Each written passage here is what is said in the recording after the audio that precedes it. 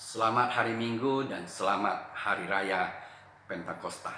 Untuk renungan pagi ini saya akan mengajak kita melihat satu bagian firman Tuhan yang terambil dari Kisah Para Rasul pasal yang kedua ayat 1 sampai yang keempat. Demikian firman Tuhan.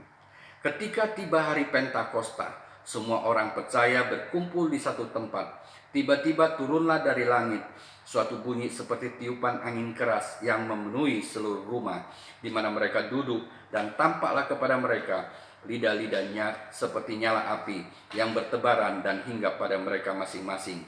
Maka penuhlah mereka dengan Roh Kudus, lalu mereka mulai berkata-kata dalam bahasa-bahasa lain seperti yang diberikan oleh Roh itu kepada mereka untuk mengatakannya. Dari ayat yang kita baca tadi, dari firman Tuhan yang kita baca tadi, kita dapatkan bahwa perayaan hari Pentakosta bukanlah yang pertama kali dirayakan oleh orang Yahudi. Dan kalau kita lihat dalam perjanjian lama, kita dapatkan bahwa perayaan ini sudah dilakukan sejak lama oleh orang Yahudi dan orang yang beragama Yahudi, di mana mereka sudah merayakan sejak zaman Musa. Cuma istilah Pentakosta belum dipakai di dalam perjanjian lama. Di dalam perayaan-perayaan di dalam perjanjian lama, kita akan temukan 3 perayaan yang merupakan satu perayaan yang sama, yang merupakan Pentakosta di dalam perjanjian lama. Yang pertama adalah perayaan 7 minggu, perayaan hari raya 7 minggu, di mana kemudian kita bisa melihat juga adalah hari raya penuaian atau hari raya panen. Dan yang ketiga adalah hari raya buah bungaran. Kalau kita melihat bahwa 3 perayaan hari raya ini adalah merupakan satu perayaan yang sama yang dilakukan di hari yang sama. Untuk memperingati apakah mereka merayakan ini? Yang pertama adalah mengingat peristiwa di mana Allah menurunkan hukum Taurat kepada umat Tuhan, di mana melalui Musa Allah menurunkan hukum Taurat kepada mereka, yaitu 10 perintah Tuhan yang diberikan di Gunung Sinai melalui Musa untuk umat Tuhan, untuk memimpin mereka berjalan di dalamnya. Yang ke-10-nya kalau kita melihat ada pengajaran di dalamnya, di mana mereka di dalam kehidupan mereka tidak boleh ada Allah lain di hadapan mereka, dan mereka tidak boleh menyembah kepada patung dan tidak boleh menyebut nama Allah secara sembarangan. Ingat dan kuduskanlah hari Sabat, firman Tuhan katakan. Yang kelima, hormatilah orang tuamu.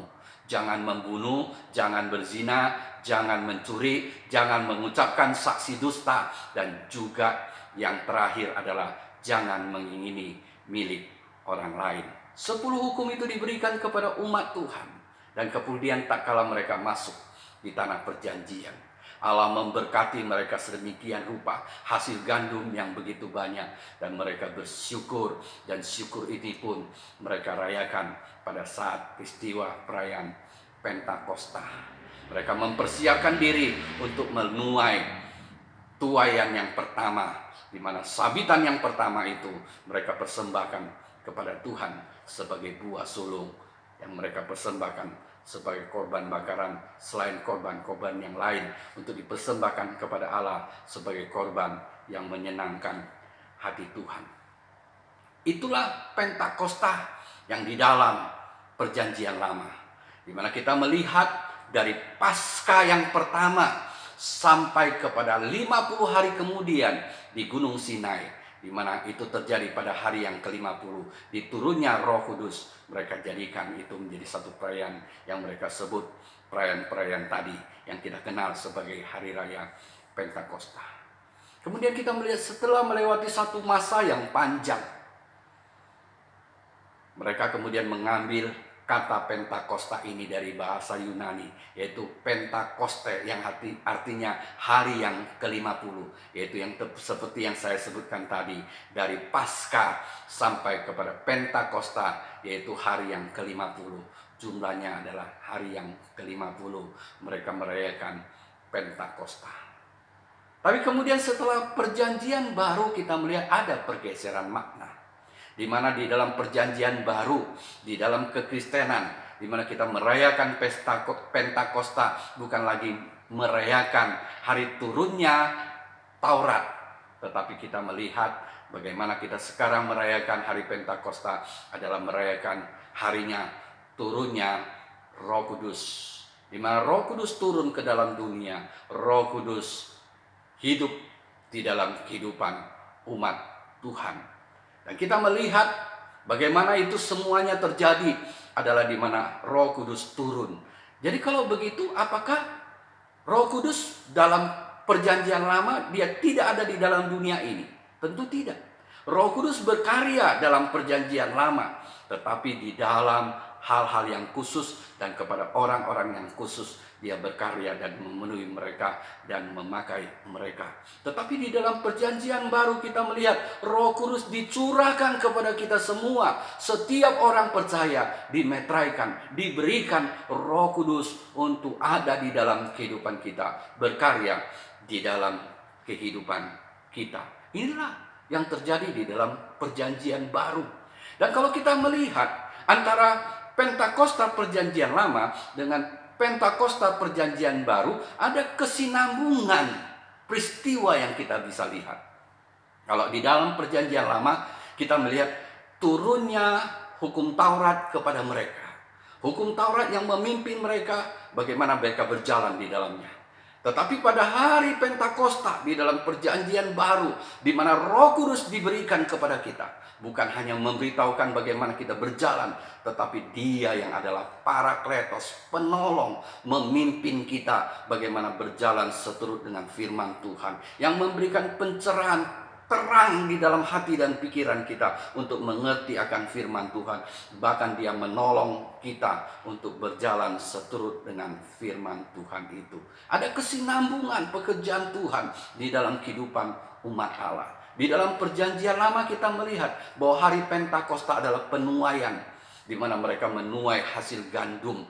Tetapi kita melihat di hari Pentakosta perjanjian baru, penuaian itu bukan lagi bersifat materi, tetapi penuaian terhadap jiwa-jiwa yang dibawa datang, percaya dan diselamatkan di dalam Kristus Yesus yang sudah mati bagi mereka. Ada 3.000 orang yang diselamatkan, percaya kepada Kristus, dan mereka menyerahkan diri mereka untuk dibaptis. Dan kita melihat 3.000 ini adalah buah sulung hasil pertama, adalah penuaian yang pertama. Kita melihat mereka datang dari berbagai tempat. Ada yang dari Partia, Elam, Mesopotamia, dari Arab, dari Kirene, dari Roma dan sebagainya. Mereka semuanya satu bagian demi satu bagian dibawa datang, percaya kepada Tuhan. Dan setelah itu mereka kembali lagi ke tempat masing-masing untuk memberitakan Injil, untuk menjadi saksi Tuhan, untuk membawa lebih banyak jiwa datang kepada Tuhan. Inilah yang terjadi dalam Pentakosta di dalam perjanjian baru. Jadi kita melihat bahwa Pentakosta di dalam perjanjian baru atau Pentakosta dari orang Kristen sekarang ini, yaitu peristiwa Pentakosta adalah memperingati turunnya Roh Kudus dalam kehidupan kita, turunnya Roh Kudus di dalam dunia ini, di mana Dia datang dan berkarya sampai kepada kesudahannya. Dia berkarya melalui kehidupan kita. Dia berkarya di dalam dunia ini untuk memenangkan jiwa-jiwa bagi kemuliaan Tuhan kita.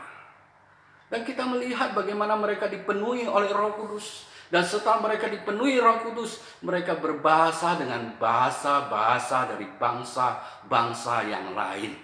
Dan di mana mereka menyatakan perbuatan-perbuatan yang besar dari apa yang dilakukan oleh Allah. Ini mengingatkan kita peristiwa Menara Babel, di mana mereka meninggikan nama, mereka mencari nama, mereka mencari kehormatan diri, mereka mencari kemuliaan bagi diri mereka sendiri. Dan Allah mengacaukan bahasa mereka, di mana mereka tidak dapat lagi mengerti bahasa satu dengan yang lainnya. Dan kemudian mereka terpencar kemana-mana. Tetapi perayaan Pentakosta, di mana Roh Kudus berkarya memenuhi mereka, di mana mereka memakai satu bahasa, mungkin bahasa Galilea, tetapi dapat dimengerti dari orang-orang yang datang dari berbagai bahasa, dari daerah berbagai tempat, sehingga mereka pun akhirnya firman Tuhan katakan tercengang-cengang, mereka termagu-magu, mereka memuliakan Tuhan dalam hidup mereka.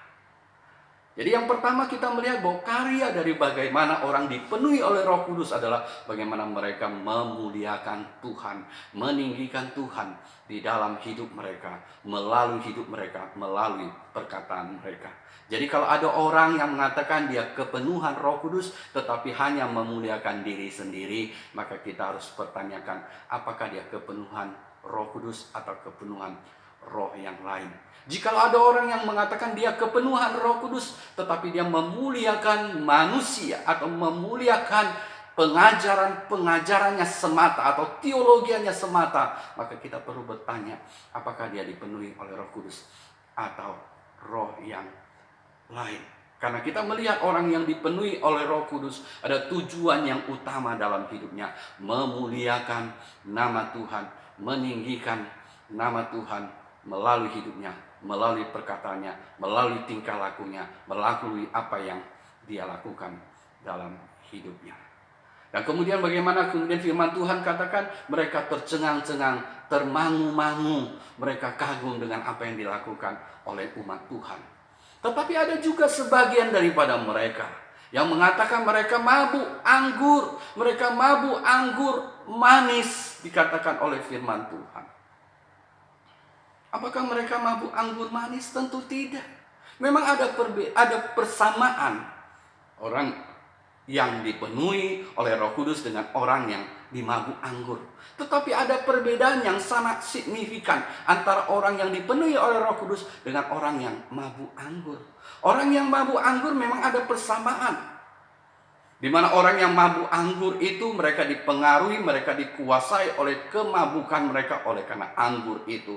Tetapi kita melihat juga memang orang yang dipenuhi oleh Roh Kudus, mereka juga dipengaruhi dan dikuasai oleh Roh Kudus. Tetapi ada perbedaan yang signifikan.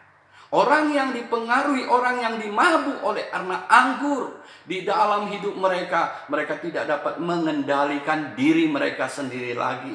Mereka dimabuk oleh anggur, mereka tidak dapat mengontrol perkataan, perbuatan, bahkan tingkah laku mereka dalam hidup mereka. Tetapi orang yang dipenuhi oleh Roh Kudus, mereka menyadari diri mereka sendiri dengan benar.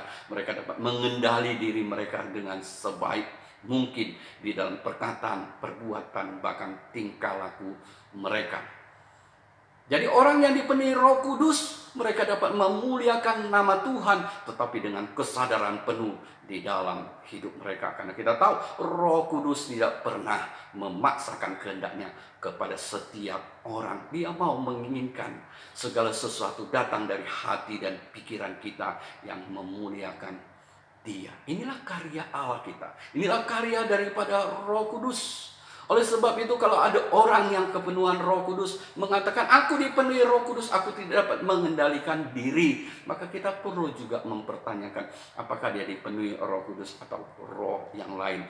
Apalagi kalau dia mengatakan dia kepenuhan Roh Kudus dan mengacaukan sebuah ibadah, maka kita perlu mempertanyakan lebih dalam lagi apakah benar-benar dia adalah dipenuhi Roh Kudus. Sudah pasti tidak, karena kita tahu bahwa orang yang dipenuhi Roh Kudus dia memuliakan Tuhan, dia dapat mengendalikan dirinya dengan baik melalui hidupnya.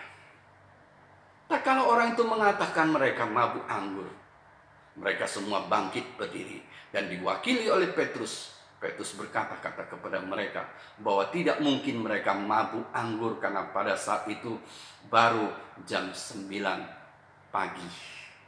Dan kemudian dia mulai menyatakan nubuat yang dinyatakan di dalam kitab Yoel. Dia mulai berbicara dari sana, dan di dalam ayat yang ke-22 pasal yang kedua Kisah Para Rasul ini, Petrus mulai berkata-kata ke dalam hal yang sangat penting, bahwa nubuat di dalam kitab Yoel ini adalah menubuatkan tentang Yesus Kristus yang melakukan berbagai kekuatan kuasa yang daripada Allah, melakukan mujizat-mujizat dan tanda-tanda. Itulah yang dinyatakan oleh Rasul Petrus kepada mereka. Lebih daripada itu, dia kemudian mati di atas kayu salib untuk menghapus dosa manusia. Dan di hari yang ketiga dia bangkit dari kematian, mengalahkan maut untuk memberikan kemenangan kepada umat Tuhan.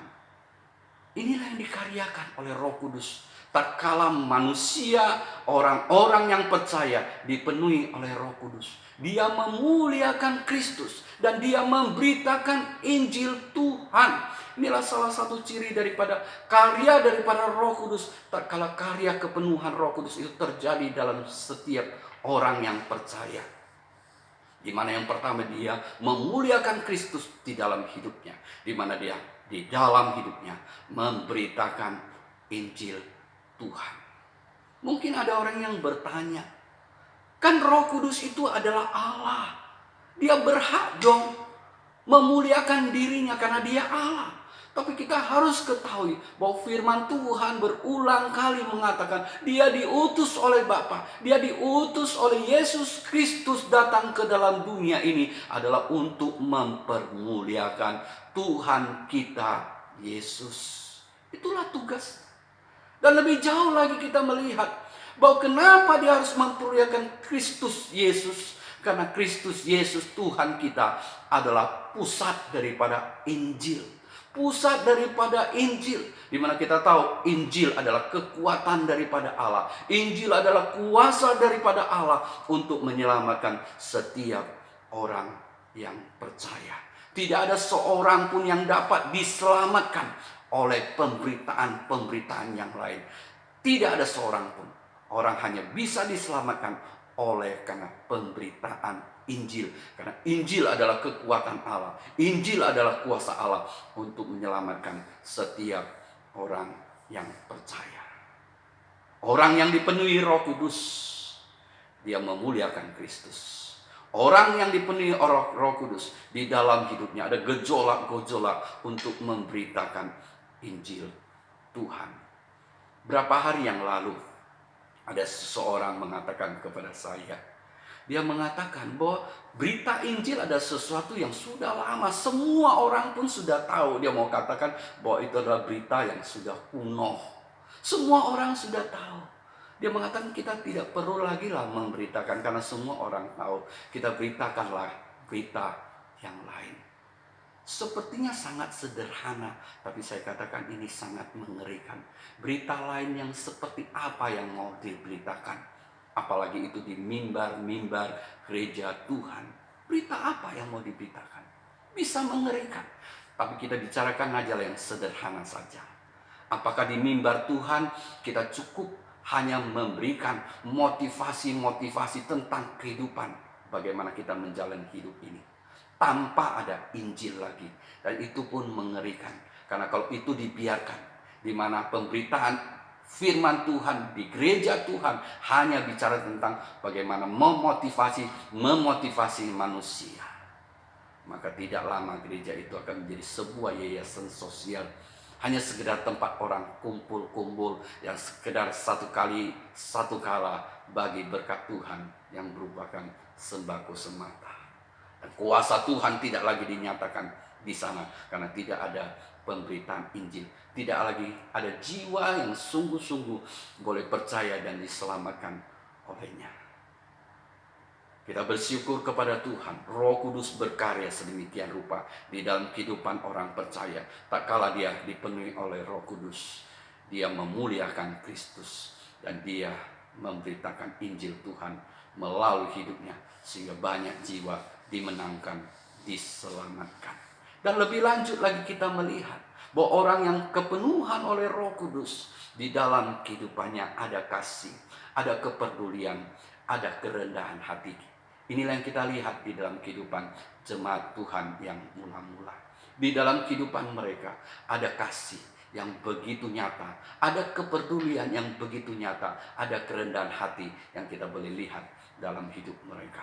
Mereka saling berbagi, saling mendidik, saling mengajar di dalam firman Tuhan. Mereka saling peduli satu dengan yang lainnya, di mana yang mampu, yang punya, mereka berbagi kepada yang tidak punya, untuk mereka boleh menjadi berkat satu dengan yang lainnya.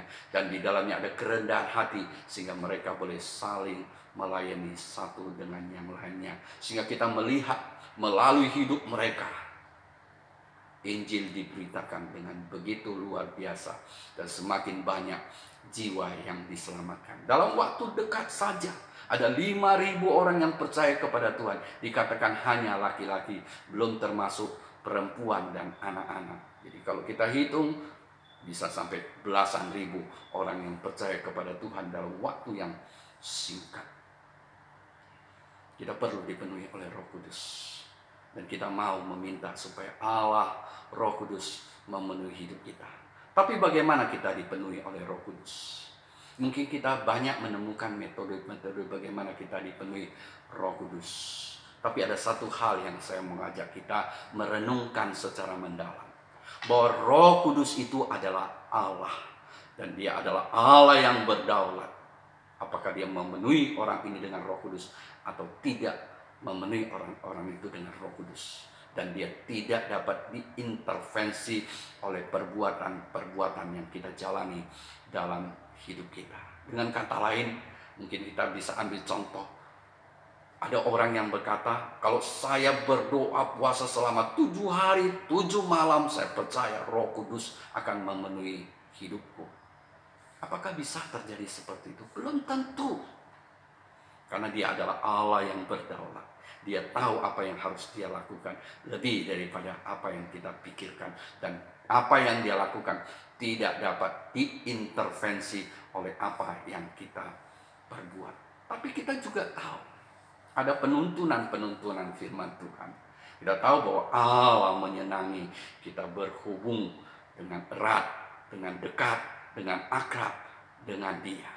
Bagaimana kita mendekatkan diri kepada Tuhan? Tentu dengan berdoa kepada Dia, merenungkan firman Tuhan, mengambil waktu untuk merenungkan firman Tuhan, mengambil waktu untuk memuji, menyembah Dia, mengambil waktu untuk mendengarkan Tuhan, Roh Kudus berkarya melalui firman Tuhan dalam hidup kita, melalui firman Tuhan berkata-kata di dalam kehidupan kita. Dan kita tahu juga bahwa Roh Kudus adalah Allah. Dia adalah Roh yang kudus adanya. Oleh sebab itu dia juga menginginkan kita hidup di dalam kekudusan. Dan kita mau menyerahkan hidup kita kepada Tuhan. Biarlah di dalam kehendaknya, di dalam kedaulatannya, kita menyerahkan supaya kita dipenuhi oleh Roh Kudus. Dan bagaimana Allah berkarya melalui hidup kita dengan karyanya yang ajaib dan luar biasa. Lebih banyak lagi jiwa dimenangkan.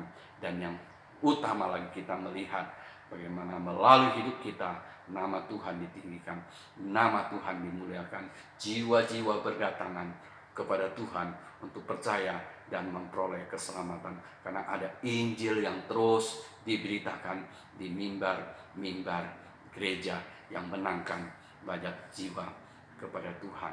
Biarlah kita mau Roh Kudus berkarya secara ajaib dan luar biasa dalam hidup kita. Tak kala kita percaya kepada Tuhan, Roh Kudus ada di dalam kita. Itu dapat kita lihat di dalam Roma 8. Tapi kita tahu juga beda dengan kepenuhan Roh Kudus. Kita mau Roh Kudus memenuhi hidup kita supaya Dia boleh mengkaryakan karya-karya yang ajaib dalam hidup kita. Di hari Pentakosta ini biar menjadi satu momen yang indah bagi kita. Bagaimana kita rindu supaya kita dipenuhi oleh Roh Kudus.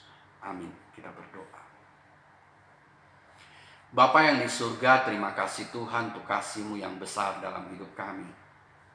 Tuhan, berkatilah jemaat-Mu, berkatilah umat-Mu melalui firman Tuhan. Jadikanlah kami menjadi pendengar firman yang baik. Lebih daripada itu, Engkau tolonglah kami di dalam pengertian yang Kau berikan kepada kami boleh berjalan seturut dengan firman-Mu.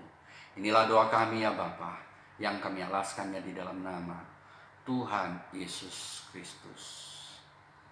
Amin.